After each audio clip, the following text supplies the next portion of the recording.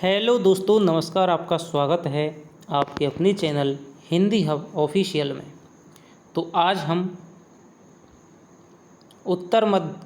पूर्व मध्यकाल यानी कि भक्ति काल में ज्ञानाश्रयी शाखा यानी कि संत काव्य का अध्ययन करने वाले हैं। पिछली कक्षा में प्रकरण 1 में हमने सामान्य परिचय है वो देखा था कि आचार्य शुक्ल ने भक्ति काल की जो पृष्ठभूमि है वो बताते हुए कहा है कि इस्लामिक आक्रमण की प्रतिक्रिया स्वरूप है वो भक्ति का उदय हुआ था। अपने पौरुष से हताश जाति के लिए भगवान की दया और करुणा की ओर जाने के अलावा मार्ग ही क्या था।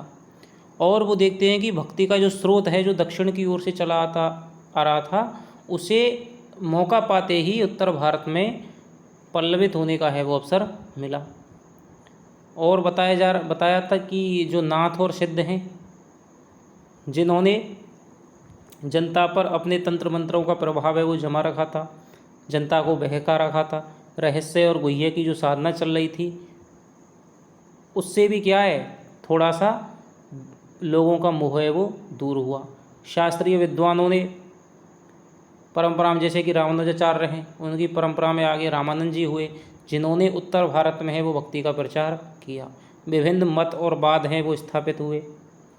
इसके अलावा मुसलमानों और हिंदू दोनों में समरसता की भावना को लेकर एक सामान्य मार्ग का विकास हुआ, जिसके कबीरदास जी, नामदेव। भक्ति काल में संत काव्य धारा में सबसे पहले जो मार्ग निकालने वाले हैं वो शुक्ल जी ने माना है, नामदेव जी को, और उसके निर्दिष्ट प्रवर्तक संत काव्य भक्ति काल के वो कबीरदास जी को माना है। भाषा पर भी शुक्ल जी ने विचार किया है कि जो उपदेशों की भाषा है वो साखी है, वो क्या है, उसमें सदुक्कड़ी बोली है। जो गीतों की पदों की भाषा है उसमें पूर्वी बोली का व्यवहार हुआ है। तो इस प्रकार की बातें हमने सामान्य परिचय में पढ़ी थी। अब इस क्लास में हम ज्ञानाश्रयी शाखा संत काव्य को पढ़ेंगे। तो चलिए शुरू करते हैं। इसके साथ ही दोस्तों ये बताना चाहूँगा कि हमारे चैनल पे कविता क्या है निबंध आचार्य शुक्ल का, जो कि आरपीएससी फर्स्ट ग्रेड और यूजीसी नेट में लगा हुआ है, वो करवा दिया गया है। इसके अलावा उस पर शानदार प्रश्नोत्तरी भी करवाई जाएगी।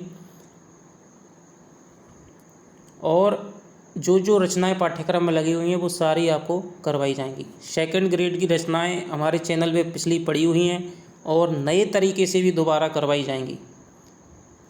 तो आप चैनल पे जा कर के प्ले लिस्टों में से देख सकते हैं। ज्ञानाश्रयी शाखा यानी कि दोस्तों इसका जो मूल बिंदु है वो है क्या, ज्ञान। रामकुमार वर्मा ने इसको संत काव्य की संज्ञा दी है कि ये आत्मज्ञान को, अपने अनुभव से प्रमाणिक ज्ञान को है वो सत्य मानते थे। शास्त्रीय ज्ञान को या कि जो पोथियों में जो ज्ञान है उसको ये प्रमाणिक नहीं मानते थे। अपने अनुभव से जो प्राप्त किया गया ज्ञान है उसको ही ये सही मानते थे।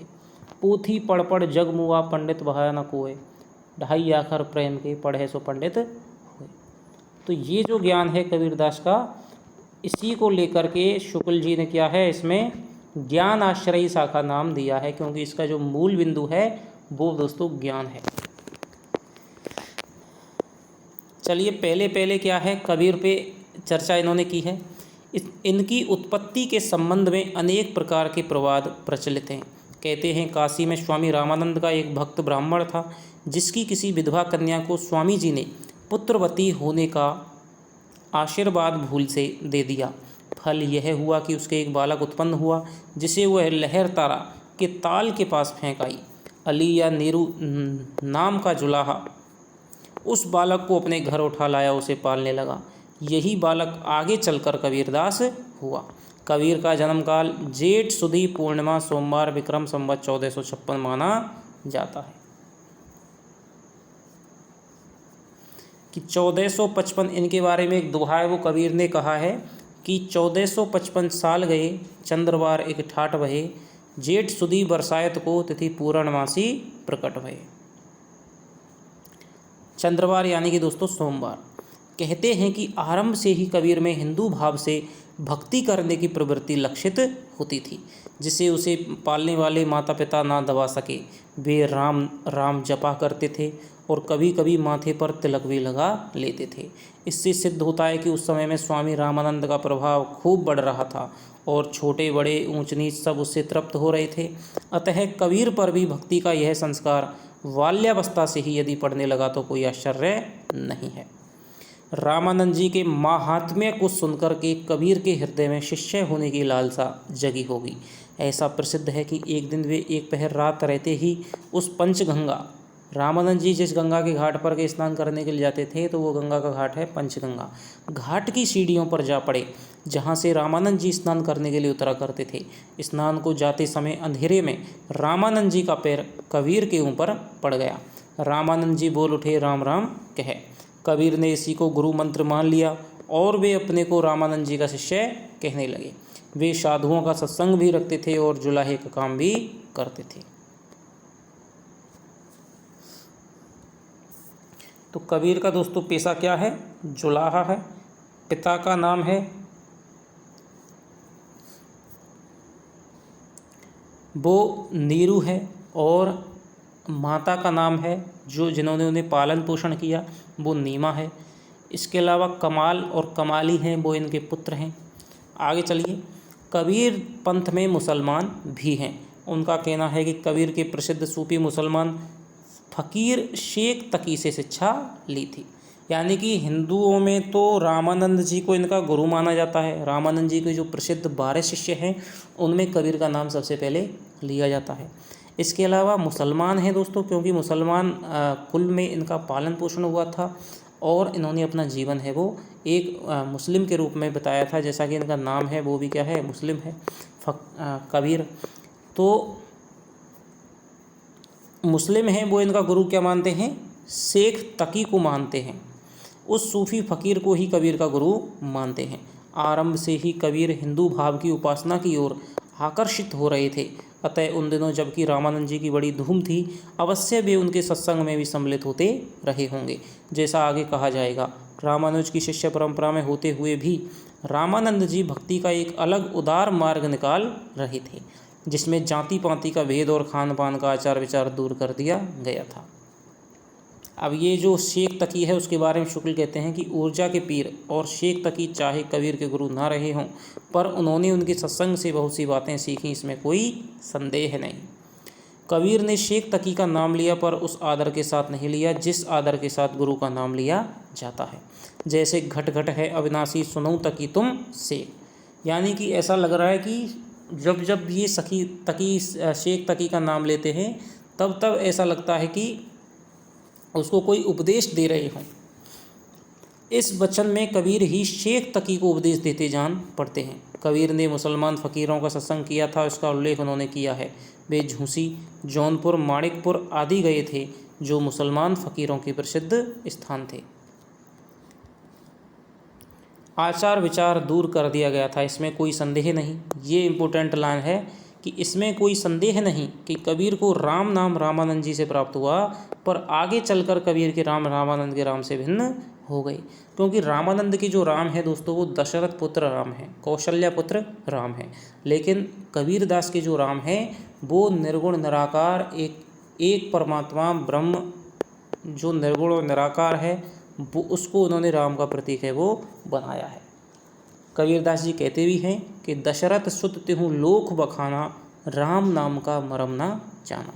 कि दशरथ सुत तिहु लोक बखाना, दशरथ के सुत के रूप में राम को तीनों लोक बखान करता है, तीनों लोकों में उनकी ही महिमा गाई जाती है। लेकिन अभी लोगों ने राम नाम का है वो मरम नहीं जाना है। अतः कबीर को वैष्णव संप्रदाय के अंतर्गत नहीं ले सकते। तो यहाँ पर क्या है, वैष्णव संप्रदाय दोस्तों, यानी कि जो विष्णु के अवतारों से संबंधित संप्रदाय हो। विष्णु के 2 ही अवतार प्रसिद्ध हैं, एक राम है और एक क्या है, कृष्ण है। तो राम और कृष्ण का जो संबंधित साहित्य होगा उसे दोस्तों हम वैष्णव संप्रदाय कह सकते हैं। वैष्णव संप्रदाय के अंतर्गत नहीं ले सकते। यहाँ तक ये पंक्ति है वो याद रखनी है। कबीर ने दूर दूर तक देशाटन किया था। हठ योगियों तथा सूफी मुसलमान फ़कीरों का भी सत्संग किया था और उनकी प्रवृत्ति हठयोगियों से क्या है, इन्होंने अंतःसाधना की पारिभाषिक शब्दावली ली है, योग की भाषा ली है। इसके अलावा इन्होंने जो पाखंडों के खंडन की है प्रवृत्ति है वो भी ली है, ठीक है, गुरु की महिमा का है वो भी ली है। तो बहुत सारी बातें इन्होंने हठयोगियों से ली हैं। इसके अलावा गृहस्थी का अनादर, ठीक है, नारी के काम रूप की निंदा, नारी के भोग्या रूप की निंदा, जो नारी का वासनाग्रस्त रूप है उसकी जो निंदा करते हैं कि नारी की जहाँ परत अंधा होत भुजंग, कबीरा तिनकी कहा गति जो नित नारी के संग। माता, बहन और पत्नी के रूप में ये कोई दिक्कत नहीं है, लेकिन नारी का जो कामुक रूप है, वासनाग्रस्त रूप है, उसकी क्या है, ये निंदा करते हैं। सूफी मुसलमान फ़कीरों का भी इन्होंने सत्संग किया। तो सूफियों से इन्होंने क्या है, भावात्मक रहस्यवाद लिया था, भावात्मक रहस्यवाद लिया था, जो कि इनके पदों में मिलता है कि दुल्हनी गावो तुम मंगलाचार, हमारे घर आए हों राजा राम भरतार। जहाँ ये ईश्वर की क्या है, ईश्वर को बुलाने के लिए, राम को बुलाने के लिए उनकी पत्नी के रूप में, उनकी प्रेमिका के रूप में उपासना करते हैं, वो पद गाते हैं, वहाँ पर क्या है, भावात्मक रहस्यवाद के झलक होते हैं। अतः उनकी प्रवृत्ति निर्गुण उपासना की ओर दृढ़ हुई। अद्वैतवाद के स्थूल रूप का कुछ परिज्ञान उन्हें रामानंद जी के सत्संग के पहले भी था। फल यह हुआ कि कबीर के राम धन और दूर साकार राम नहीं रह गए, वे ब्रह्म के पर्याय हो गए। दशरथ सुध तिहु लोक बखाना, राम नाम का मरम है आना। सारांश यह है कि जो ब्रह्म हिंदुओं की विचार पद्धति में, सारांश यह है कि जो ब्रह्म हिंदुओं की विचार पद्धति में ज्ञान मार्ग का एक निरूपण था, उसी को कबीर ने सूफियों के डर्रे पर उपासना का विषय नहीं, प्रेम का विषय भी बनाया। ये पंक्ति भी आपसे पूछी जा सकती है कि जो ब्रह्म हिंदुओं की विचार पद्धति में ज्ञान मार्ग का एक निरूपण था, क्या है, ज्ञान मार्गी जो थे दोस्तों, क्या है वो, ब्रह्म के मिलन के लिए क्या है, पतंजलि योग सूत्र में क्या बताया कि ब्रह्म की प्राप्ति क्या होगी, ज्ञान मार्ग से होगी, यानी योग से, क्रिया से होगी। तो ज्ञान मार्ग से ब्रह्म की प्राप्ति है वो करते, जैसे शंकराचार्य का अद्वैतवाद है, तो वहाँ क्या है, ज्ञान के माध्यम से ब्रह्म की प्राप्ति की बात कही गई है। तो इसीलिए कह रहे हैं कि हिंदुओं की विचार पद्धति में ज्ञान मार्ग का एक निरूपण था, उसी को कबीर ने सूफियों के डर्रे पर, यानी कि भावात्मक रहस्यवाद के अंतर्गत उपासना का ही विषय नहीं बल्कि प्रेम का विषय भी बना लिया, और उसकी प्राप्ति के लिए हठयोगियों की साधना का समर्थन किया।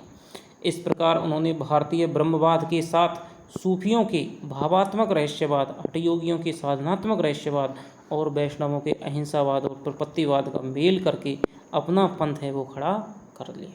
तो मोस्ट इम्पोर्टेंट लाइन है कि उन्होंने भारतीय ब्रह्मवाद के साथ सूफियों के भावात्मक, तो सूफियों से इन्होंने क्या लिया है, भावात्मक रहस्यवाद। हठयोगियों से इन्होंने क्या लिया है, जो नाथ पंथ है उससे, हठयोगी हैं नाथ से, तो उनसे लिया है उन्होंने साधनात्मक रहस्यवाद। और वैष्णवों से लिया है इन्होंने अहिंसावाद और प्रपत्तिवाद। प्रपत्तिवाद दोस्तों उस चीज़ को कहते हैं जहाँ पर जो भक्त है वो सब कुछ अपना समर्पण है अगाध रूप से भगवान को कर देता है, सुख दुख सबको कर देता है, और अपना जो भेद है, अपना जो ज्ञान है उसको क्या है, विसार देता है, उसे प्रपत्तिवाद कहते हैं। का मेल करके अपना पंथ है वो खड़ा किया। उनकी वाणी में ये सब अवयव स्पष्ट लक्षित होते हैं। तो आपसे पूछा जा सकता है कि कबीर के साहित्य में, कबीर के काव्य में कौन सा लक्षण है वो दृष्टिगत नहीं होता है, स्पष्ट लक्षित नहीं होता है? तो साधनात्मक रहस्यवाद, भावात्मक रहस्यवाद, ठीक है, और हठयोगियों की साधना, और अहिंसावाद, प्रपत्तिवाद, या फिर कोई एक अलग ऑप्शन दे देगा। यद्यपि कबीर की वाणी निर्गुण वाणी कहलाती है, पर उपासना के क्षेत्र में ब्रह्म निर्गुण नहीं बना रह सकता। भाई आप किसी की पूजा करेंगे, उपासना करेंगे, तो कुछ ना कुछ तो आपको आलम्बन है वो लेना पड़ेगा, लेकिन निर्गुण का, निराकार का, अगोचर का, कालातीत का तो कोई आलम्बन भी नहीं हो सकता है। तो आपको कुछ ना कुछ तो ऐसा आलम्बन बनाना पड़ेगा, चाहे नाम का आलम्बन हो, चाहे वो कोई ग्रंथ का आलम्बन हो, चाहे कोई वो मूर्ति का आलम्बन हो। यदि आप पूजा उपासना करेंगे तो कुछ ना कुछ तो आपको आलम्बन करना पड़ेगा। सेव्य सेवक भाव में स्वामी की कृपा, क्षमा, औदार्य आदि गुणों का आरोप हो ही जाता है। इसलिए कबीर के वचनों में कहीं तो निरुपाधि निर्गुण ब्रह्म सत्ता का संकेत मिलता है, जैसे कि बिना किसी उपाधि के निर्गुण ब्रह्म सत्ता का भी उपदेश मिलता है, कि पंडित मिथ्या करहु विचारा, ना वै सृष्टि ना सृजनहारा। ज्योति स्वरूप काल नहीं उहवा, बचन न आही शरीरा, थूल अथूल पवन नहीं पावक, रवि शशि धरनी ना नीरा। और कहीं सर्ववाद की झलक मिलती है, आपहु देवा आपहु पाति, आपहु कुल आपही है जाति। और कहीं सोपादि ईश्वर की, साईं के सब जीव हैं कीरी कुंजर दोए। यानी कि यहाँ पर दोस्तों क्या है, उस निर्गुण ब्रह्म को क्या है, साईं की उपाधि है वो दे दी है। तो यहाँ पर सोपादि ईश्वर है, यहाँ पर सर्ववाद है कि सब में समाये हुए, आपहु देवा आपहु पाति, आपहु कुल है और आपहु जाति, सब कुछ क्या है, ईश्वर ही ईश्वर है। तो यहाँ पर सर्ववाद की झलक मिलती है। सारांश यह है कि कबीर में ज्ञान मार्ग की जहाँ तक बातें हैं वे सब हिंदू शास्त्रों की हैं, जिनका संचय उन्होंने रामानंद जी के उपदेश से किया है। यानी कबीर ने जो जो ज्ञान की बातें कही हैं वे सब हिंदू शास्त्रों की हैं।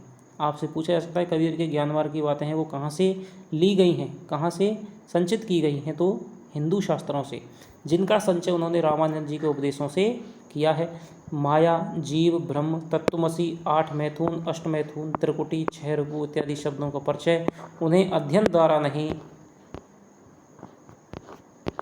बल्कि सत्संग द्वारा ही हुआ, क्योंकि अध्ययन तो इनका बिल्कुल था ही नहीं। इन्होंने अपने बारे में कहा है कि मसी कागज छुओ नहीं, कलम गही नहीं हाथ। तो बिल्कुल इनका अध्ययन है वो क्या है, नहीं था, बिल्कुल ये क्या है, निरक्षर थे। उपदेशों के माध्यम से जो कुछ भी ज्ञान है इन्होंने वो प्राप्त किया था, क्योंकि वे जैसा कि प्रसिद्ध है कुछ पढ़े लिखे ना थे। उपनिषद की ब्रह्म विद्या के संबंध में वे कहते हैं, तत्वमसी इनके उपदेशा, ई उपनिषद कहें संदेशा, जाग बले को जनक समादा, दत्तात्रेय है रसादा। यहाँ तक नहीं, वेदांतियों के कनक कुंडल न्याय आदि का व्यवहार इनके वचनों में मिलता है। गहना एक कनक ते गहना, इनमें भाव न दूजा, कहन सुनन कोई दुई कर थापेन, एक नमाज एक पूजा। तो ये पंक्ति आपको पूछी जा सकती है, गहना एक कनक ते गहना, इसमें यमक अलंकार भी है। गहना एक कनक ते गहना, इनमें भाव न दूजा। इसी प्रकार उन्होंने हठयोगियों के साधनात्मक रहस्यवाद के कुछ सांकेतिक शब्दों जैसे चंद, शूर, नाद, बिंदु, अमृत, औंधा, कुआ को अद्भुत रूपक बांधे हैं, जो सामान्य जनता की बुद्धि पर पूरा आतंक जमाते हैं। कि सूर समाना चंद में, कि सूरज वो चंदा में समा गया है। दुहू किया घर एक, मन का चिंता तब भया कछु पुरबिला लेख। आकाशे मुखी औंधा कुआ, पाताले पनिहारी, ताका पानी को हंसा पीवे, बिरला आदि विचारी। वैष्णव संप्रदाय से उन्होंने अहिंसा का तत्व ग्रहण किया, जो कि पीछे होने वाले सूफी फकीरों को भी मान्य हो गया। वे हिंसा के लिए मुसलमानों को बराबर फटकारते रहे। दिन भर रोजा रहत है, रात हनत है गाय, यह तो खून व बंदगी कैसे खुशी खुदाए। अपनी देखी करत नहीं अहमक, कहत हमारे बड़न किया, अब उसका खून तुम्हारी गर्दन जिन तुमको उपदेश दिया। बकरी पाती खात है ताकि काड़ी काल, जो नर बकरी खात है तिनका कौन हवाल। तो ये प्रसिद्ध है इनकी, दिन भर रोजा रहता है, ये भी इनकी प्रसिद्ध है। उपर्युक्त विवेचन से स्पष्ट है कि ज्ञान मार्ग की बातें कबीर ने हिंदू साधु सन्यासियों से ग्रहण की, जिसमें सूफियों के सत्संग से उन्होंने प्रेम तत्व का मिश्रण किया और अपना एक अलग पंथ चलाया। तो यहाँ पर जहाँ जहाँ दोस्तों कबीर के बारे में पंथ चलाया, निर्गुण पंथ धूमधाम से निकला, अपना पंथ तैयार किया, पंथ चल निकला, तो वो शुक्ल जी के कथन हो जाएंगे। पंथ शब्द का इन्होंने प्रयोग किया है। उपयुक्त विवेचन से स्पष्ट है, ज्ञान मार्ग की बातें तो कबीर ने हिंदू साधु सन्यासियों के सत्संग से ली थी, और जिसमें सूफियों के सत्संग से उन्होंने प्रेम तत्व का मिश्रण किया और अपना एक अलग पंथ चलाया। उपासना का बाह्य स्वरूप पर आग्रह करने वाले और कर्मकांड को प्रधानता देने वाले पंडितों और मुल्लों को, दोनों को उन्होंने खरी खरी सुनाई और राम रहीम की एकता समझकर हृदय को शुद्ध और प्रेम में करने का उपदेश दिया। देशाचार और उपासना विधि के कारण मनुष्य में जो भेदभाव उत्पन्न हो जाता है उसे दूर करने का प्रयास उनकी बराबर वाणी करती रही है। यानी कि एक देश में दूसरी तरह से उपासना, इस देश में दूसरी तरह से उपासना, इसमें मतलब देशों में क्या है, अलग अलग उपासना पद्धति जो पाई जाती हैं, कि भाई राजस्थान में अलग हो रही है, उत्तर प्रदेश में अलग तरह से उपासना हो रही है। तो ये जो उपासना और देशाचार की जो विविधता थी, तो उसको भी क्या है, इन्होंने भेदभाव को दूर करने का प्रयास है किया। यद्यपि वे पढ़े लिखे ना थे, पर उनकी प्रतिभा बड़ी प्रखर थी। जिससे उनके मुंह से बड़ी चुटीली और व्यंग चमत्कारपूर्ण बातें निकलती थीं। ये पूछा जा सकता है कि उनकी प्रतिभा बड़ी प्रखर थी, जिससे उनके मुंह से बड़ी चुटीली और व्यंग्य चमत्कारपूर्ण बातें निकलती थीं। आचार्य शुक्ल का यह कथन किस कवि की तरफ संकेत करता है? इनकी उक्तियों में विरोध और असंभव का चमत्कार लोगों को बहुत आकर्षित करता है कोई गुरु ज्ञानी जगत में मह उल्टी वेद बूझे, पानी में पावक बरै अंधही आँखिन सूझे, गाय तो नाहर को धरी खायो, हर ना खायो चीता। यानी उलटवासी का इसमें प्रयोग है कि पानी में पावक, पानी में क्या है? आग जल रही है। अंधे को क्या है? आँखिन से सूझ रहा है। गाय को नाहर, यानी गाय ने क्या है? शेर को खा लिया है। हरिण ने चीते को खा लिया है। तो इसमें क्या है? जबकि उल्टी बात है तो यहाँ पर उलटवासी का भी प्रयोग है किया है, जो कि नाथ पंथ की शब्दावली से ली गई है। नैया बिच नदिया डूबती जाए, यानी कि नाव में ही क्या है? नदी है, वो डूब रही है।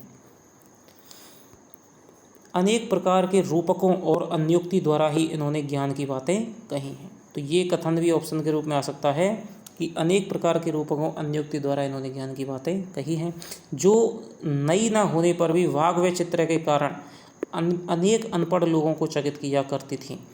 अनूठी अन्योक्तियों द्वारा ईश्वर प्रेम की व्यंजना सूफियों में बहुत प्रचलित थी। जिस प्रकार कुछ वैष्णवों में माधुर्य भाव से उपासना प्रचलित हुई थी, उसी प्रकार सूफियों में ब्रह्म को सर्वव्यापी प्रियतम या माशूक बनाकर हृदय के उद्गार प्रदर्शित करने की प्रथा थी। इसको कबीरदास ने ग्रहण कर लिया, यानी कि ब्रह्म को, ईश्वर को अपने प्रेमी के रूप में, प्रियतम के रूप में, पति के रूप में उपासना करने की जो प्रथा है वो किसमें थी? सूफियों में थी। तभी तो देखना, पद्मावत है, चाहे कोई भी ग्रंथ उठा लो, उसमें जो नायक है, वो साधक है, वो क्या रहता है? पुरुष रहता है। और जो नायिका है उसे क्या है? ब्रह्म का प्रतीक बना दिया गया, ईश्वर का प्रतीक बना दिया है। साधक जो कि नायक है, वो अनेक समस्याओं से जूझता, संघर्ष करता हुआ नायिका यानी कि ब्रह्म को प्राप्ति को प्रयास करता है। इसको कबीरदास ने ग्रहण कर लिया। कबीर की वाणी में स्थान स्थान पर, ये कथन आपका इम्पोर्टेंट है कि कबीर की वाणी में स्थान स्थान पर भावात्मक रहस्यवाद की जो झलक मिलती है वह सूफियों के सत्संग का प्रसाद है। कहीं इन्होंने ब्रह्म को खसम या पति मानकर अन्योक्ति बांधी है, और कहीं स्वामी या मालिक।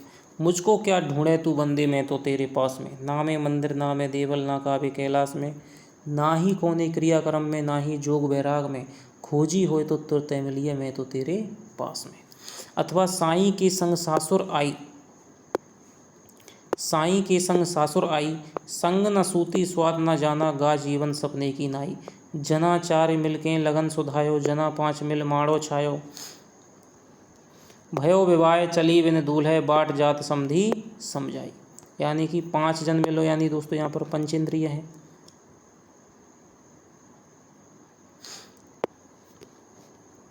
कबीर अपने श्रोताओं पर यह अच्छी तरह भाषित करना चाहते थे कि हमने ब्रह्म का साक्षात्कार कर लिया है। इसी से वे प्रभाव डालने के लिए बड़ी लंबी चौड़ी गर्भोक्तियाँ भी कभी कभी कहते थे। तो ये भी कथन आपसे ध्यान रखना है कि कबीर अपने श्रोताओं पर यह अच्छी तरह भाषित करना चाहते थे कि हमने ब्रह्म का साक्षात्कार कर लिया है। इसी से वे प्रभाव डालने के लिए बड़ी लंबी चौड़ी गर्भोक्तियाँ भी कभी कभी कहते थे। कबीर ने मगहर में जाकर शरीर त्याग किया, जहाँ इनकी समाधि अब तक बनी हुई है। उनका मृत्युकाल संवत 1575 कि संवत 1575 कियो मगहर को गौन, माघ सुदी एकादशी रल्यो पौन में पौन। 1575 माना जाता है, जिसके अनुसार इनकी आयु 120 वर्ष की ठहरती है। कहते हैं कबीर की वाणी का संग्रह उनके शिष्य धर्मदास ने 1521 में किया था, यानी कि दोस्तों 1464 हराए निकल के 57 1464 में किया था धर्मदास ने बीजक का संग्रह, जबकि उनके गुरु की अवस्था 64 वर्ष की थी। कबीर की वचनावली की सबसे प्राचीन प्रति जिसका पता लगाए 1561 की है, यानी कि 1504 की है। कबीर की वाणी का संग्रह बीजक के नाम से प्रसिद्ध है, जिसके 3 भाग किए गए हैं, साखी, शबद, रमेनी। रमेनी, शबद और साखी। इसमें वेदांत तत्व, हिंदू मुसलमानों को फटकार, संसार की अनित्यता, हृदय की शुद्धि, प्रेम साधना की कठिनता, माया की प्रबलता, मूर्ति पूजा, तीर्थाटन आदि की असारता, हज, नमाज, व्रत, आराधना की गौरता इत्यादि अनेक प्रसंग हैं।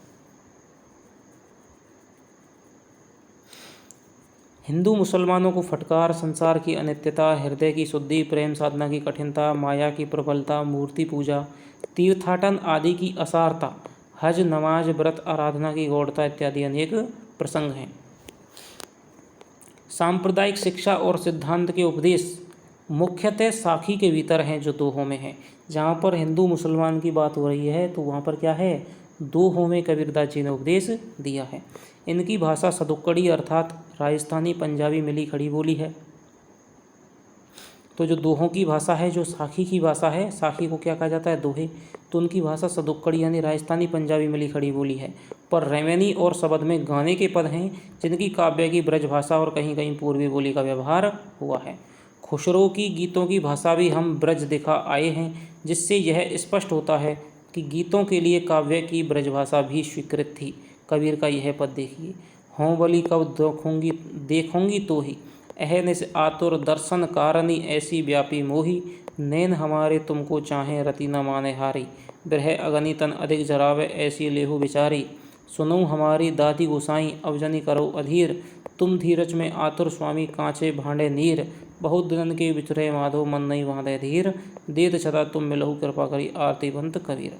सूर के पदों की भी यही भाषा है, यानी कि ब्रज भाषा है, जिसमें कि पूर्वी बोली के शब्दों की भी प्रधानता है। भाषा बहुत परिष्कृत और परिमार्जित ना होने पर भी कबीर की उक्तियों में कहीं कहीं विलक्षण प्रभाव और चमत्कार है, प्रतिभा उनमें बड़ी प्रखरती, इसमें संदेह नहीं। तो मोस्ट इम्पोर्टेंट लाइन है, ये लाइन ही पूछी जा सकती है कि प्रतिभा उनमें बड़ी प्रखरती किसके बारे में कहा गया है, तो ये शुक्ल ने कबीर के बारे में कहा गया है। भाषा बहुत परिष्कृत और परिमार्जित ना होने पर भी कबीर की उक्तियों में कहीं कहीं विलक्षण प्रभाव और चमत्कार है, प्रतिभा उनमें बड़ी प्रखरती, इसमें संदेह नहीं। अब हम पढ़ेंगे रैदास या रविदास। रामानंद जी के 12 शिष्यों में रैदास भी माने जाते हैं, जो जाति के चमार थे। इन्होंने कई पदों में अपने को चमार कहा है, जैसे कह रैदास खलास चमारा ऐसी मेरी जाति विख्यात चमार। ऐसा जान पड़ता है कि ये कबीर के बहुत पीछे स्वामी रामानंद के शिष्य हुए, क्योंकि उनके एक पद में इन्होंने कबीर और सैन नाई दोनों के तरने का उल्लेख किया है। नामदेव कबीर त्रिलोचन सधना सैन तरे, कह रविदास सुनहुरे संतौ हरि जीवते सबही सरे। कबीर के समान रैदास भी काशी के रहने वाले कहे जाते हैं। तो एक तो रैदास के बारे में रविदास, ध्यान रखना है कि उनका नाम क्या था, मूल रविदास नाम था। कुछ एक पंक्तियां हैं और ये भी काशी से संबंधित थे। इनके एक पद में यही पाया जाता है, जाके कुटुंब सब ढोर ढोवंत, फिरही अजहू बनारसी आसपासा, आचार सहित विप्र करही दंड उति तिन तने रेवास, रविदास दासानुदासा। तो यहाँ पर क्या है, विनम्रता की भी अभिव्यक्ति यहाँ पर क्या है, रैदास की पंक्तियों में होती है।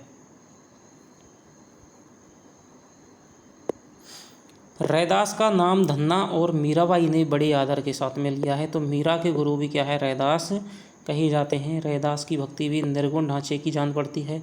कहीं तो वे भगवान को सब में व्यापक देखते हैं, धावर जंगम कीट पतंगा पूरे रहो हर राई, और कहीं कबीर की तरह परात्पर की ओर संकेत करके कहते हैं, गुण निर्गुण कहियत नहीं जागे।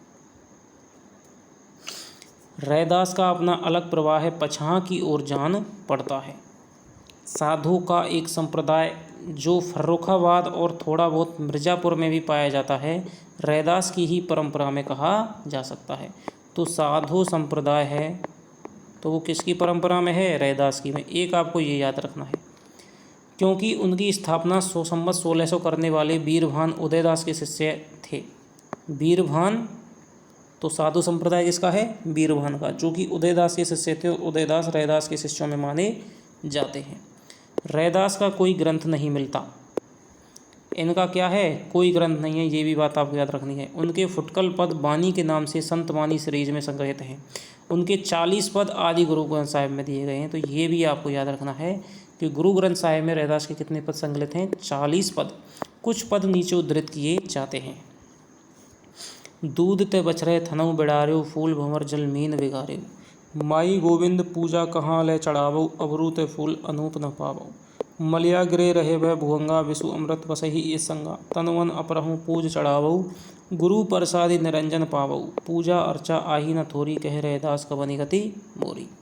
अखिल खिले नहीं का कहे, पंडित कोई न कहे समझाई। अवरन वरन रूप नहीं, जाके कहाँ लो लाई समाई। चंद सूर नहीं, राति दिवस नहीं, धरनी आकाश न भाई। करम अकरम नहीं, शुभ अशुभ नहीं, का कही देहूँ बढ़ाई। जब हम होते तब तू नाही, अब तू है मैं नाही। ये पंक्ति ध्यान रखना, बहुत पूछी जाती है, क्योंकि ऐसी ही कबीरदास की भी एक मिलती जुलती पंक्ति है। जब हरि था तब मैं नहीं, अब मैं हूँ हरि नाही। सब अंधियारा मिट गया, जब दीपक देखा माही।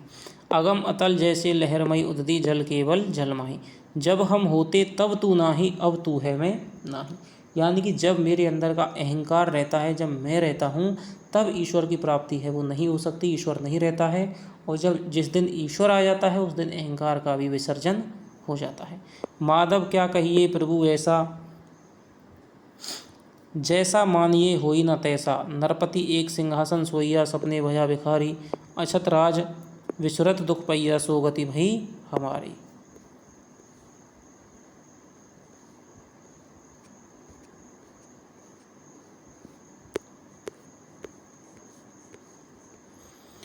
अब आगे पढ़ेंगे हम धर्मदास, जो कि कबीरदास के शिष्य हैं। बांधवगढ़ के रहने वाले जाति के क्या है, बनिए थे। बाल्यावस्था में ही इनके हृदय में भक्ति का अंकुर था। ये साधुओं का सत्संग, दर्शन, पूजा, तीर्थाटन आदि किया करते थे। मथुरा से लौटते समय कबीरदास के साथ इनका साक्षात्कार हुआ। उन दिनों संत समाज में कबीर की पूरी प्रसिद्धि हो चुकी थी। कबीर के मुख से मूर्ति पूजा, तीर्थाटन, देवार्चन आदि का खंडन सुनकर इनका झुकाव निर्गुण संत मत की ओर हुआ। आदि का खंडन सुनकर उनका जवाब निर्गुण संत मत की ओर हुआ। अंत में ये कबीर के सत्य नाम की दीक्षा लेकर उनके प्रधान शिष्यों में हो गए। और संवत 1575 में कबीरदास के परलोकवास होने पर उनकी गद्दी इन्हीं को मिली। तो ये क्वेश्चन पूछा जा सकता है और पूछा जाता है कि कबीर का निधन होने पर उनकी गद्दी है वो किसको प्राप्त हुई, तो धर्मदास को। कबीर के शिष्य होने पर इन्होंने अपनी सारी संपत्ति, जो बहुत अधिक थी, लौटा दी। ये कबीर की गद्दी पर 20 वर्ष के लगभग रहे और अत्यंत वृद्ध होकर इन्होंने शरीर छोड़ा। इनकी शब्दावली का भी संतों में बड़ा आदर है। इनकी रचना थोड़ी होने पर भी कबीर की अपेक्षा अधिक सरल भाव लिए हुए है, उसमें कठोरता और कर्कशता नहीं है। इन्होंने पूर्वी भाषा का ही व्यवहार किया है। तो ये कथन आपसे बहुत गहराई में यदि जाएगा, वैसे संभावना नहीं है, लेकिन फिर भी यदि जाता है, धर्मदास में से वो देता है, तो बहुत गहराई का क्वेश्चन ये होगा कि इनकी रचना थोड़ी होने पर भी कबीर की अपेक्षा अधिक सरल भाव लिए। क्योंकि आजकल नेट में तो कोई भरोसा ही नहीं है किस प्रकार का प्रश्न है वो आ जाए। लेकिन जैसे आरपीएससी आपका कॉलेज लेक्चरर है या फिर आपका फर्स्ट ग्रेड है, तो उसमें जो जो कभी लगे हुए होते हैं उनके अंदर की गहराई है वही क्वेश्चन दिए जाते हैं, नहीं तो सामान्य सामान्य प्रश्न है वो पूछे जाते हैं। उसमें कठोरता और कर्कशता नहीं है। इन्होंने पूर्वी भाषा का ही व्यवहार किया है। इनकी अन्योक्तियों के व्यंजक क्षेत्र अधिक मार्मिक हैं, क्योंकि इन्होंने खंडन मंडन में विशेष प्रयोजन न रख प्रेम तत्व को लेकर अपनी वाणी का प्रसार किया है। तो ये बात है यहाँ तक कि आपकी इम्पोर्टेंट है पूरी। उदाहरण के लिए कुछ पद नीचे दिए जाते हैं। झरी लागे महलिया गगन गहराए, खन गरजे खन बिजली चमके, लहरी उठे शोभा बरनी न जाए। सुंद महल से अमृत बरसे, प्रेम आनंद हवे साधु नहाए। खुली केवरिया मिटी अंधियारिया, धनी सतगुरु जिन दिया लखाए। धर्मदास बिनवे कर जोरी, सतगुरु चरण में रहत समाए। मितऊ मणैया सोनी कर गेलो, अपना बलम परदेश निकर गेलो। हमरा के कछु गुना गुंद। तो यहाँ पर क्या है, पूर्वी बोली का प्रयास है। मैथिली भाषा गेलो, ठीक है, तो इस प्रकार का भाषा मिलता है। जोगिन होई के मैं बन बन ढूंढो, हमरा के बिरह वैराग दे गेलो। संग की सखी सब पार उतर गई लो, हम धनी ठाड़ी अकेली रही गेलो। धर्मदास ये अर्जु करत, सार शब्द सुमरन दे गेलो। अब पढ़ेंगे हम गुरु नानक। गुरु नानक का जन्म संवत 1526 यानी कि 1400 दोस्तों 69 और 26 9 तो 11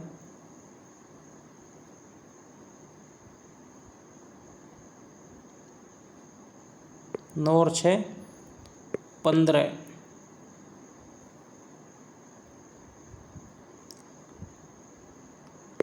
9 तो यहाँ पर जो शुक्ल जी है उन्होंने 1526 में से 57 आप घटाएंगे 9 6 1469 ही निकल रहा है। ठीक है। गुरु नानक का जो जन्म है संवत 1526 यानी कि 1469 में दोस्तों हुआ था। कार्तिक पूर्णिमा के दिन तलवंडी नामक ग्राम में, जिला लाहौर में हुआ था। तो ये भी आपसे पूछा जाता है, गुरु नानक का जन्म है वो कहाँ पे हुआ था? लाहौर में हुआ था। इनके पिता कालूचंद खत्री जिला लाहौर तहसील सकरपुर के तिलवंडी नगर के सूबा बुलार पठान के कारिंदा थे। इनकी माता का नाम तृप्ता देवी था। नानक जी बाल्यावस्था से ही अत्यंत साधु स्वभाव के थे। संवत 1545 में इनका विवाह है गुरुदासपुर के मूलचंद खत्री की कन्या सुलक्षणी से हुआ था। सुलक्षणी से इनके 2 पुत्र श्रीचंद और लक्ष्मीचंद हुए। श्रीचंद आगे चल कर के उदासी संप्रदाय के प्रवर्तक हुए। ये भी बात इंपॉर्टेंट है कि उदासी संप्रदाय के प्रवर्तक कौन थे? तो वो थे श्रीचंद, जो कि नानक के पुत्र थे। पिता ने इन्हें व्यवसाय में लगाने का बहुत उद्योग किया, पर वे सांसारिक व्यवहारों में दत्तचित न हुए। एक बार इनके पिता ने इन्हें व्यवसाय के लिए कुछ धन दिया, जिसका इन्होंने साधुओं और गरीबों में बांट दिया। पंजाब में मुसलमान बहुत दिनों से बसे थे, जिससे वहाँ उनके कट्टर एकेश्वरवाद का संस्कार धीरे धीरे प्रबल हो रहा था। लोग बहुत से देवी देवताओं की उपासना की अपेक्षा एक ईश्वर की उपासना को महत्व और सभ्यता का चिन्ह समझने लगे थे। शास्त्रों के पठन पाठन का क्रम मुसलमानों के प्रभाव से प्राय उठ गया था, जिससे धर्म और उपासना के गूढ़ तत्वों को समझने में शक्ति नहीं रह गई थी। अतः जहाँ बहुत से लोग जबरदस्ती मुसलमान बनाए जाते थे, वहाँ कुछ लोग शौक से भी मुसलमान बनते थे। ऐसी दशा में कबीर द्वारा प्रवर्तित निर्गुण संतमत एक बड़ा भारी सहारा समझ पड़ा। गुरु नानक आरंभ से ही भक्त थे, अतः उनका ऐसा मत की ओर आकर्षित होना स्वाभाविक था, जिसकी उपासना का स्वरूप हिंदुओं और मुसलमान दोनों में समान रूप से ग्राह्य था। उन्होंने घर बार छोड़ बहुत से दूर दूर के देशों में भ्रमण किया, जिससे उपासना का सामान्य स्वरूप स्थिर करने में उन्हें बड़ी सहायता मिली। क्योंकि अलग अलग देशों में जाकर के, अलग अलग राज्यों में, अलग अलग जगहों पर जाकर के उन्होंने विभिन्न उपासना की पद्धति देखी, जिसमें जिनको समझ करके उन्होंने क्या है, एक सामान्य मार्ग निकाला। अंत में कबीरदास की निर्गुण उपासना का प्रचार उन्होंने पंजाब में आरंभ किया और वे सिख संप्रदाय के आदि गुरु हो गए। ये क्वेश्चन पूछा जाता है। कबीर के समान ही वे कुछ भी पढ़े लिखे ना थे। भक्ति भाव से पूर्ण होकर वे जो भजन गाया करते थे, उनका संग्रह संवत 1661 यानी कि 1604 में ग्रंथ साहब में किया गया है। ये भजन कुछ तो पंजाबी भाषा में है और कुछ देश की सामान्य काव्य भाषा हिंदी में। यह हिंदी कहीं तो देश की काव्य भाषा ब्रजभाषा है, या ब्रजभाषा है, और कहीं खड़ी बोली है, जिसमें इधर उधर पंजाबी के कुछ रूप भी आ गए हैं, जैसे चल्या, रैया। भक्त या विनय के सीधे साधे भाव सीधी सीधी भाषा में कहे गए हैं। कबीर के समान अशिक्षितों पर प्रभाव डालने के लिए टेढ़े मेढ़े रूपकों में नहीं। तो ये पंक्ति है वो पूछी जा सकती है कि किसके बारे में है, कि भक्त या विनय के सीधे सीधे भाव सीधी सादी भाषा में कहा गए हैं। कबीर के समान अशिक्षितों पर प्रभाव डालने के लिए टेढ़े मेढ़े रूपकों में नहीं कहे हैं। इससे इनकी प्रकृति की सरलता और अहम भाव शून्यता का परिचय मिलता है। तो ये इनकी दोस्तों विशेषता है कि प्रकृति की सरलता और अहम भाव की शून्यता इनकी रचनाओं की भी और इनके व्यक्तित्व की भी। इनका देहांत संवत 1596 में हुआ। संसार की अनित्यता, भगवत भक्ति और सत्संग स्वभाव के संबंध में उदाहरण स्वरूप 2 पद दिए जाते हैं। इस दमदा मैनू की व भरोसा। तो यहाँ पर देखिए दमदा मैनू जो शब्द है दमदा, तो यहाँ पर ये पंजाबी शब्दों का यहाँ पर मेल है। आया आया ना आया, यह संसार रैंदा सपना, कहीं देखा कहीं ना ही दिखाया। ये पंक्ति ध्यान रखनी है। सोच विचार करे मत मन में, जिसको ढूंढा उसने पाया, नानक भक्तन दे पद पर से, निस दिन राम चरणचित लाया। तो बहुत ही सरल भाव में और अहम भाव शून्यता की व्यंजना है।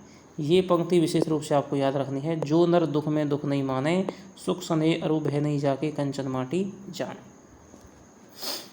नहीं निंदा नहीं स्तुति जाके, लोभ मोहे अभिमाना, हर्ष सोकते रहे नियारो, नाही मान अपमाना। आशा मनसा सकल त्याग के, जगते रहे निराशा, काम क्रोध जेहि परसे नाही, ना तेहि घट ब्रह्म निवासा। गुरु कृपा जेहि नर पे कीनी, तिन्ह यह जुगति पिछानी, नानक लीन भयो गोविंद सो, ज्यों पानी संग पानी।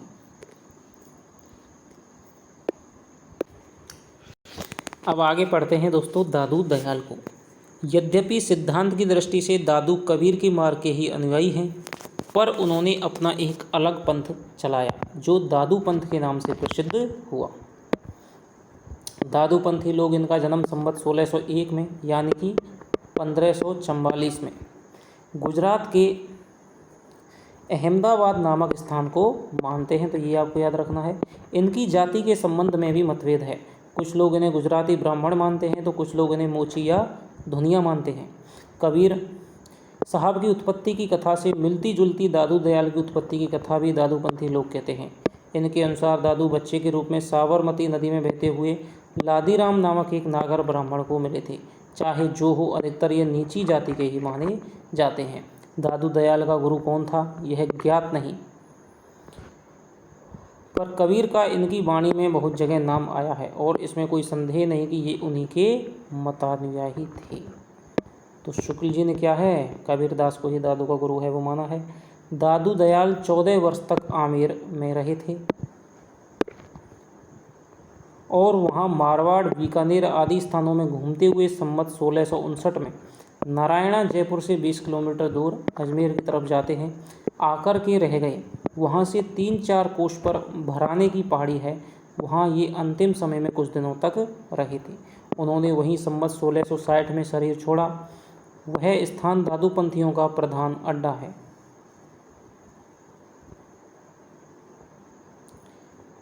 नारायणा दोस्तों क्या है, दादू पंथ की प्रधान पीठ है जहाँ दादू जी के कपड़े और पोथियाँ अब तक रखी हुई हैं।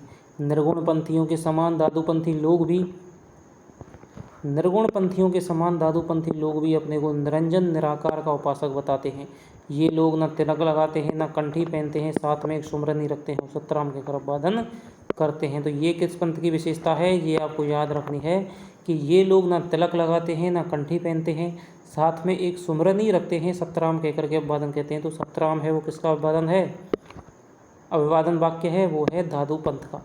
दादू की वाणी अधिकतर कबीर की साखी से मिलते जुलते दोहों में है, कहीं कहीं गाने के पद भी हैं। भाषा मिली जुली पश्चिमी हिंदी है।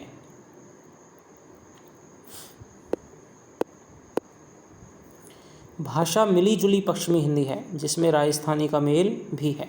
इन्होंने कुछ पद गुजराती, राजस्थानी और पंजाबी में भी कहे हैं। कबीर के समान पूर्वी हिंदी का व्यवहार इन्होंने नहीं किया है। तो ये आप याद रखने हैं, क्या है, भाषा मिली जुली पश्चिमी हिंदी है जिसमें राजस्थानी का मेल भी है, क्योंकि राजस्थान में इनका क्या है, कर्मस्थली रही थी, बहुत ज़्यादा घूमे फिरे थे। इन्होंने कुछ पद गुजराती में, गुजरात के थे, राजस्थानी और पंजाबी में भी कहे हैं। कबीर के समान पूर्वी हिंदी का व्यवहार इन्होंने नहीं किया है। इनकी रचना में अरबी फारसी के शब्द अधिक आए हैं और प्रेम तत्व की व्यंजना अधिक है। घट के भीतर के रहस्य प्रवर्तन की प्रवृत्ति इनमें बहुत कम है। दादू की वाणी में यद्यपि उक्तियों का वह चमत्कार नहीं है जो कबीर की वाणी में मिलता है, पर प्रेम भाव का निरूपण अधिक सरस और गंभीर है। तो ये पंक्ति आपसे पूछी जा सकती है। कबीर के समान खंडन और वाद विवाद में इन्हें रुचि नहीं थी। इनकी वाणी में भी वे ही प्रसंग हैं जो निर्गुण मार्गियों की वाणी में साधारणतया आया करते हैं, जैसे ईश्वर की व्यापकता, सद्गुरु की महिमा, जाति पाति का निराकरण, हिंदू मुसलमानों का अभेद, संसार की अनित्यता, आत्मबोध इत्यादि। इनकी रचना का कुछ अनुमान नीचे उद्धृत पदों से हो सकता है। घीव दूध में रमी रहा व्यापक सभी ठौर, दादू बक्ता बहुत है मथी काढ़े ते और। यह मसीत यह धेरा सदगुरु दिया दिखाई, भीतर सेवा बंदगी बाहर काहे जाई। तो ये पंक्ति याद रखनी है। दादू देख दयाल को सकल रहा भरपूर, रोम रोम में रमी रहा तू जाने जाने दूर। कीते पार की पची मुए कीमत कही न जाई, दादू सब हैरान हैं गूंगे का गुण खाई। जब मन लागे राम सो तब अनंत काहे को जाई, दादू पानी ल्योन जो ऐसे रहे समाई। भाई रे ऐसा पंथ हमारा। तो ये आपको दो पंक्ति हैं विशेष रूप से याद रखनी है दादू दयाल की, कि भाई रे ऐसा पंथ हमारा, द्वैपक रहित पंथ गह पूरा, अवरन एक अधारा। वाद विवाद काहू सुनाही, मैं हूँ जग थे न्यारा, समदृष्टि सु भाई सहज में आप ही आप बिचारा। मैं ते मेरी यह मति नाही, निर्वैरी निर्विकारा, काम कल्पना कदय न कीजय, पूरन ब्रह्म प्यारा। ऐसे पति पहुँचे पार गही दादू, सो तब सहज संभारा। सुंदरदास। तो निर्गुण कवियों में दोस्तों सर्वाधिक शास्त्रज्ञ, सर्वाधिक विद्वान, सर्वाधिक पढ़े लिखे कौन से कवि थे? वो थे सुंदरदास। सबसे प्रसिद्ध बात है कि ये श्रृंगार रस के विरोधी कवि थे। ये खंडेलवाल बनिए थे, खंडेलवाल जाति के थे, बनिए थे, खंडेलवाल गोत्र होता है। और चैत्र शुक्ल नवमी संवत 1653 में दौसा नामक स्थान अब जयपुर राज्य में उत्पन्न हुए थे।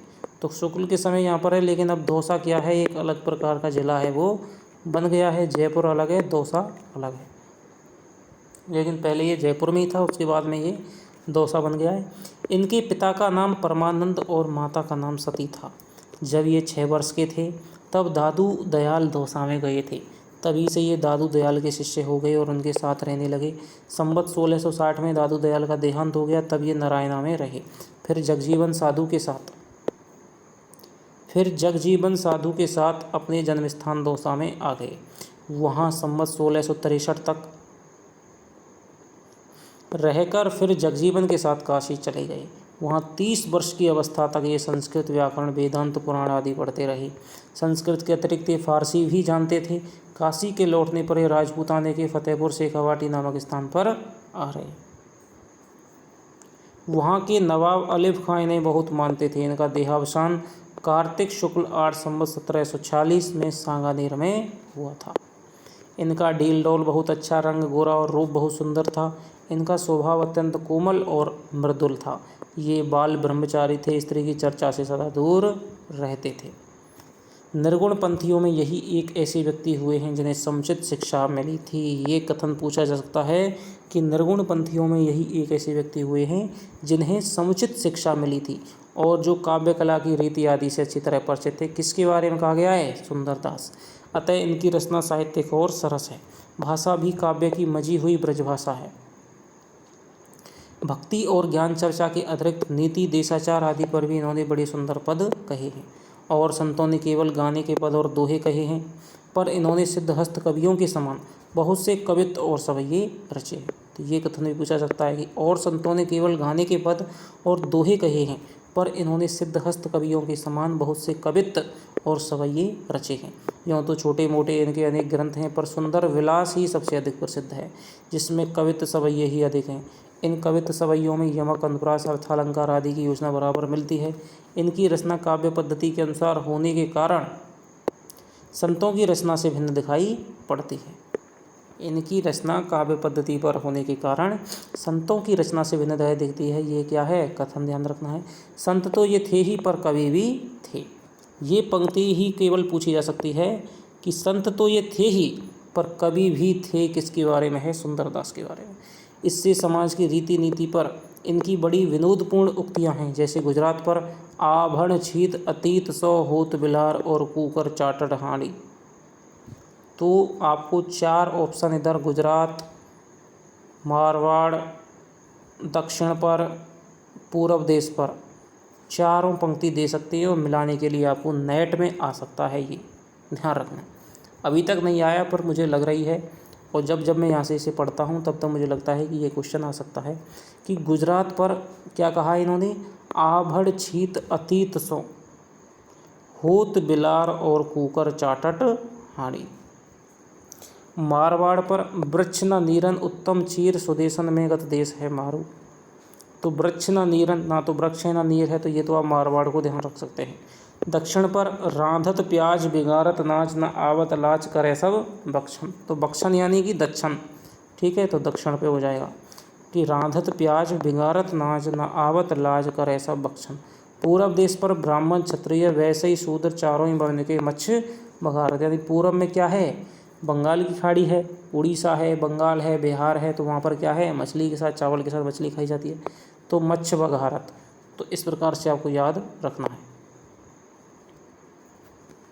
इनकी रचना के कुछ नमूने नीचे दिए जाते हैं। गे है तरो,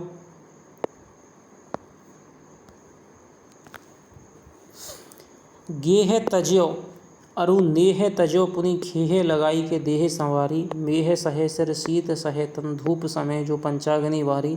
भूख सही रही रूख तरे पर सुंदर दास सवे दुखधारी। डांसने छोड़ के कासन ऊपर आसन मारे ते आसना मारी। ये पंक्ति आपसे पूछी जा सकती है कि डासन छोड़ के कासन ऊपर आसन मारे ते आसना मारी। व्यर्थ की तुकबंदी और ऊटपटांग वाणी इनको रुचिकर ना थी, जिसका पता इनके इस कवित्त से लगता है कि बोलबो तो तब जब बोलवे की बुद्धि होए, ना तो मुख मौन गही चुप होए रहिए। जोरिए तो तब जब जोरवे की रीति जाने, तुक छंद अर्थ अनूप जामे लहिए। गइए तो तब जब गायवे को कंठ होए, श्रवण के सुनत ही मने जाए गहिए। तुक भंग छंद भंग अर्थ मिले ना कछु, सुंदर कहत ऐसी बानी नहीं कही। तो यहाँ पर ऐसे कवियों पर इन्होंने आक्षेप किया है जो हंसी हंसी शौक मिजाज में ही क्या है कविता कर देते हैं। ना तो उनके पास बोलने की बुद्धि है, ना लिखने की कोई कला है, ना कोई छंद जोड़ने की, अर्थ जिसमें अनुपम भरने की कुछ भी, और ना गाने का जिनके पास कंठ है, जिनकी कविता में तुक भंग मिलता है, छंद भंग मिलता है, अर्थ जिसमें कुछ भी नहीं मिलता है। तो सुंदरदास कहते हैं कि कुछ भी ऐसी वाणी हमें नहीं कहनी चाहिए। सुशिक्षा द्वारा विस्तृत दृष्टि प्राप्त होने से इन्होंने निर्गुणवादियों के समान लोक धर्म की उपेक्षा नहीं की है।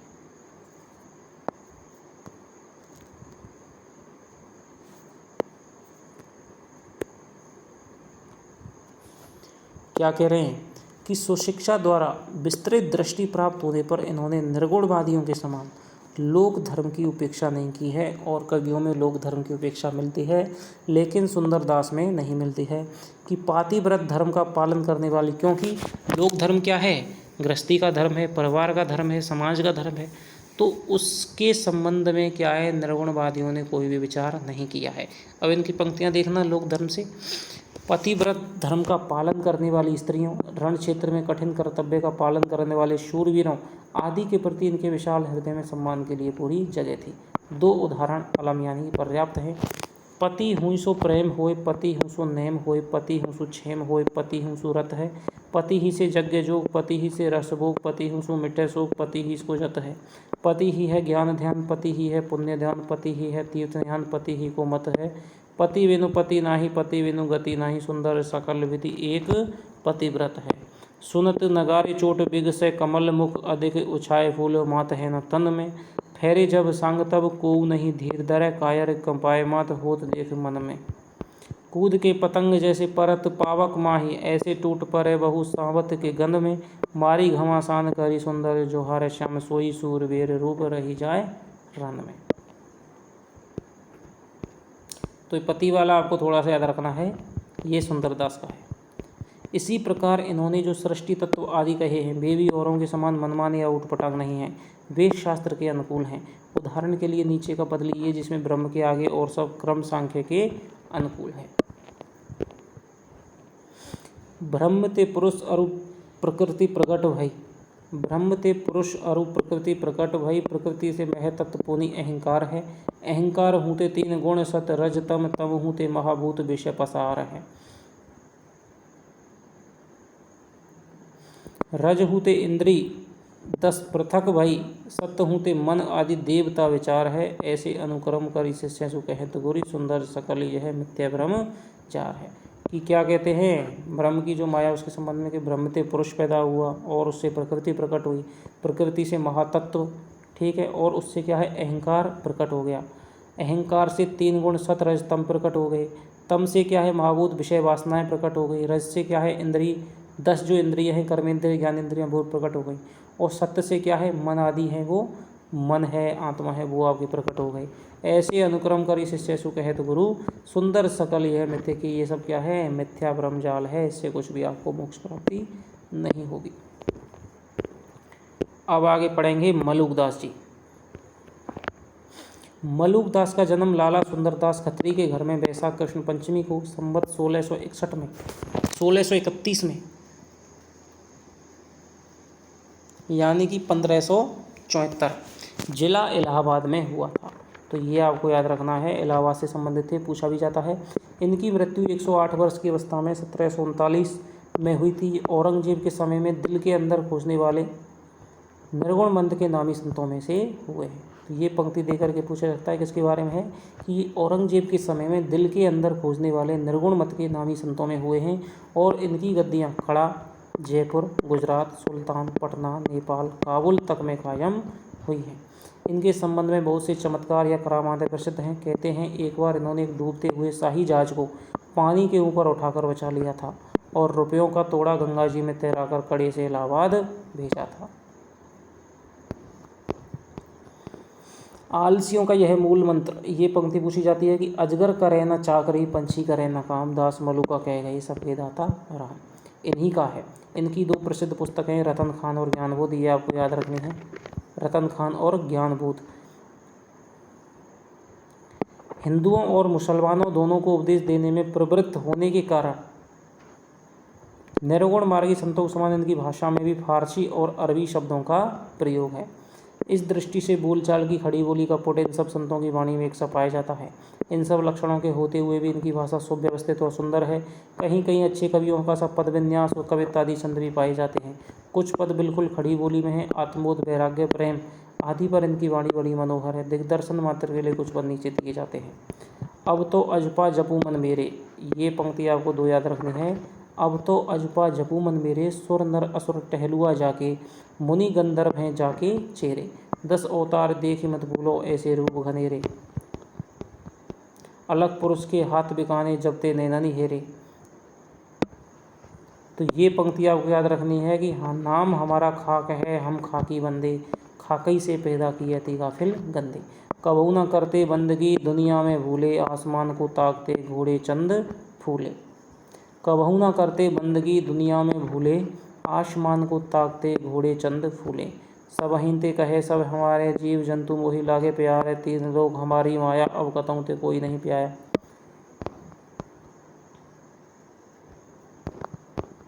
अब पढ़ेंगे हम अक्षर अनन्य। संवत 1710 में इनके वर्तमान रहने का पता लगता है। ये दतिया रियासत के अंतर सेनुघुरा के कायस्थ थे। कुछ दिनों तक वे दतिया के राजा पृथ्वीचंद के दीवान भी रहे।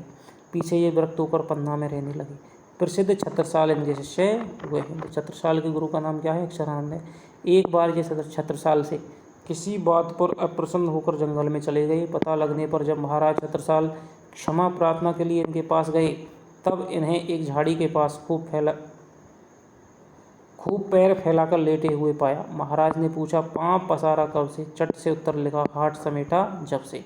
ये विद्वान थे, वेदांत के अच्छे ज्ञाता थे। इन्होंने योग और वेदांत पर कई ग्रंथ, राजयोग, विज्ञान योग, ध्यान योग, सिद्धांत बोध, विवेक दीपिका, ब्रह्म ज्ञान, अनन्य प्रकाश आदि लिखे हैं। ये आपको याद रखने हैं। राजयोग, विज्ञान योग, ध्यान योग, सिद्धांत बोध, विवेक दीपिका, ब्रह्म ज्ञान आदि, अनन्य प्रकाश आदि लिखे हैं। और दुर्गा सप्तशती का हिंदी पद्यों में अनुवाद किया। राजयोग के कुछ पद नीचे दिए जाते हैं। यह भेद सुनो पृथ्वी चंद्राय, फल चारों को साधन उपाय, यह लोक सद है सुख पुत्र वाम, पर लोक न सह एक नरक धाम, पर लोक, ये कोई मतलब नहीं है दोस्तों। जैसा कि ऊपर कहा जा चुका है कि निर्गुण मार्गी संत कवियों की परंपरा में थोड़े ही ऐसे लोग हुए हैं जिनकी रचना साहित्य के अंतर्गत आ सकती है। शिक्षितों का समावेश कम होने से इनकी वाणी अधिकतर सांप्रदायिकों के ही काम की है। तो ये आपसे पूछा जा सकता है कि शिक्षितों का समावेश कम होने से इनकी वाणी अधिकतर सांप्रदायिकों के काम की है। किसके बारे में, किस धारा का, किस शाखा के बारे में कहा गया है? तो ये ज्ञानाश्रयी शाखा संत काव्य के बारे में। उसमें मानव जीवन की भावनाओं की वह विस्तृत व्यंजना नहीं है जो साधारण जनसमाज को आकर्षित कर सके। इस प्रकार के संतों की परंपरा यद्यपि बराबर चलती आ रही थी, पर एक नए पंथ निकलते रहे, पर देश के सामान्य साहित्य पर उनका कोई प्रभाव न रहा। दादू दयाल की शिष्य परंपरा में जगजीवन दास या जगजीवन साहब हुए, जो संवत 1818 के लगभग वर्तमान थे। ये चंदेल ठाकुर थे और कोटवा बाराबंकी के निवासी थे। इन्होंने अपना एक अलग संप्रदाय, सत्य नामी संप्रदाय चलाया। इनकी वाणी में साधारण ज्ञान की चर्चा है। इनके दूसरे शिष्य दूलम दास हुए, जिन्होंने एक शब्दावली लिखी। उनके शिष्य तोंवर दास या पहलवान दास हुए। तुलसी साहब, गोविंद साहब, भीखा साहब, पलटू साहब आदि अनेक संत हुए।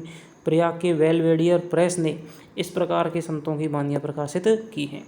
निर्गुण पंथ के संतों के संबंध में ये अच्छी तरह समझ रखना चाहिए, समझ लेना चाहिए, समझ रखना चाहिए। ये आचार्य शुक्ल के कहने का क्या है? एक तरीका है, ढंग है, शब्दावली है कि उनमें कोई दार्शनिक व्यवस्था दिखाने का प्रयत्न व्यर्थ है। उन पर द्वैत, अद्वैत, विशिष्टाद्वैत आदि का आरोप करके वर्गीकरण करना दार्शनिक पद्धति की अनभिज्ञता प्रकट करेगा। ये पंक्ति आपके लिए इम्पोर्टेंट है कि निर्गुण पंथ के संतों के संबंध में हमें अच्छी तरह समझ रखना चाहिए कि उनमें कोई दार्शनिक व्यवस्था दिखाने का प्रयत्न व्यर्थ है। उन पर द्वैत, अद्वैत, विशिष्टाद्वैत आदि का आरोप करके वर्गीकरण करना दार्शनिक पद्धति की अनभिज्ञता प्रकट करेगा। उनमें जो बहुत थोड़ा भेद दिखाई देगा वह अवयवों की न्यूनता या अधिकता के कारण है, जिसका मेल करके निर्गुण पंथ चला है। जैसे किसी में वेदांत के ज्ञान तत्व का अवयव अधिक मिलेगा, किसी में योगियों के साधना तत्व का, किसी में सूफियों के मधुर प्रेम तत्व का, किसी में व्यावहारिक ईश्वर भक्ति कर्ता पिता प्रभु की भावना से युक्त का। यह दिखाया जा चुका है कि निर्गुण पंथ में जो थोड़ा बहुत ज्ञान पक्ष है वो वेदांत से लिया हुआ है, जो प्रेम तत्व है वह सूफियों का है, ना कि वैष्णवों का। ये याद रखना है कि जो निर्गुण तत्व में संत काव्य में जो प्रेम तत्व मिलता है वो भारतीय पक्ष यानी वेदांत पक्ष का नहीं है, बल्कि वो सूफियों के सत्संग का प्रसाद है। ये याद रखना आप। अहिंसा और प्रपत्ति के अतिरिक्त वैष्णव का और कोई अंश उसमें नहीं है। उसके सुरति निरति शब्द बौद्ध सिद्धों के हैं। बौद्ध धर्म के अष्टांग मार्ग सम्यक स्मृति, सम्यक समाधि। उसके सुरति और निरति शब्द बौद्ध सिद्धों के हैं। बौद्ध धर्म के अष्टांग मार्ग हैं सम्यक स्मृति और सम्यक समाधि। सम्यक स्मृति वह दशा है जिसमें क्षण क्षण पर मिटने वाला ज्ञान स्थिर हो जाता है और उसकी श्रृंखला बंध जाती है। समाधि में साधक सब संवेदनों से परे हो जाता है। अतः सुरति निरति शब्द योगियों की वाणियों से आए हैं जिनका वैष्णवों से कोई संबंध नहीं है। कि संतों की वाणी में सुरति निरति शब्द हैं वो योगियों की वाणियों से आए हैं जिनका वैष्णवों से कोई संबंध नहीं है। तो ये आपका संत काव्य हो गया, ज्ञानाश्रयी शाखा हो गई। तो आशा करता हूँ कि आपको समझ में आई होगी। अब आपने समझा होगा कि किस प्रकार हैं अवधारणात्मक क्वेश्चन है वो कहाँ कहाँ से बनते हैं, किस प्रकार बनते हैं। तो इस कक्षा में हम यहीं पढ़ेंगे। कल हम दोस्तों सूफी काव्य का अध्ययन करेंगे। यदि आपको हमारी कक्षाएं पसंद आ रही हों तो दोस्तों चैनल को सब्सक्राइब कर लें, लाइक किया करें और अपने साथियों के साथ में या कोई अपना जानने वाला है, पढ़ने वाला है, सगा है, उसको दोस्तों क्या है शेयर किया करें। आपको RPSC first grade, second grade, UGC net में शामिल जो रचना है वो लगातार उनकी वीडियोज़ हैं वो मिलती रहेंगी। तो चलिए दोस्तों आपसे मिलता हूँ अगली वीडियो में। तब तक के लिए दोस्तों बाय बाय, जय हिंद, जय भारत।